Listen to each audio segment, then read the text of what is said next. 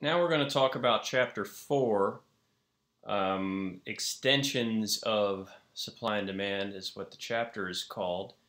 Miller starts off talking about shifts in supply or demand and the effects on price and quantities of those shifts. He dabbled in that in Chapter 3, so we really focused on it very much when we discussed Chapter 3, so we've kind of already done that.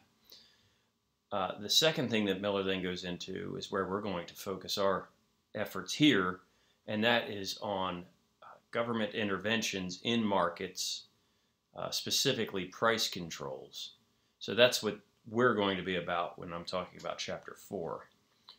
I'm going to begin by defining a term that's not in the book, that is often used around this topic, and it's just good for students to have an understanding of this term so that when they hear it, they know what it's in reference to, and what we're going to be exploring is kind of why people might use this term. The term I'm referring to is laissez faire. In face-to-face classes, I usually ask if anyone's ever heard this, and there's always a couple of students in the room who have heard of it. And what it means is translates directly into let do, or it means hands off. And specifically, it's a reference to the government's hands, and let markets do what markets would do. Recall, markets are where buyers and sellers come together. That's two parties coming together and agreeing on two things, price and quantity. When the government steps in, this market is called a fettered market. It's no longer an unfettered market. And there are trade-offs we might face with that government action. A formal definition is laissez faire, which is, by the way, spelled L-A-I-S-S-E-Z, second word, fair, F-A-I-R-E. We need words like this so people like me have job security. A formal definition is a philosophy that advocates minimal government interference in the economy.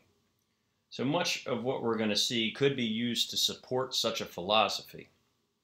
Whether you choose to use it that way or not, I totally leave up to you. I don't really have a horse in this race. I'm just going to try to present both sides of these arguments, the good, the bad, the ugly, and you can interpret things as you wish and use the arguments I present on both sides as you wish. As I mentioned, the first thing we're going to explore is price controls. Okay, price controls are government-mandated minimum or maximum prices that may be charged for goods or services. And the reason to do this is in an interest of being fair. Okay, they're legal maximums or minimums that prices may be for goods or services.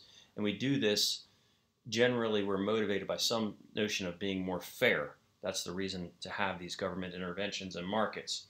See, in a free market, price is the rationing mechanism. So when I think about that word ration, to ration something, we hear that word from time to time. I usually hear it in association with zombie apocalypse kinds of shows and movies because I never pass one up.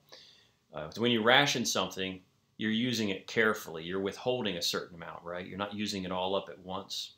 Well, in a free market, that's actually, if you think about it, that's what price does. Who gets the good or service as opposed to what keeps it available? Price does. So some people can't afford it or aren't willing to spend what the price is, and so they don't purchase it, and so it remains for those who do. So it's a rationing mechanism in a free market. Price is.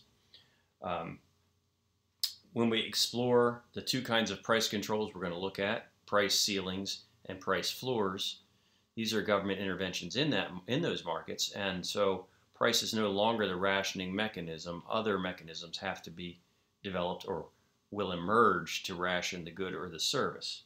And in the interest of keeping these segments short and kind of compressed, isolated, I'm going to stop recording here, and I'm going to come back with another video, and I'm going to focus specifically on, I'm going to start with price ceilings.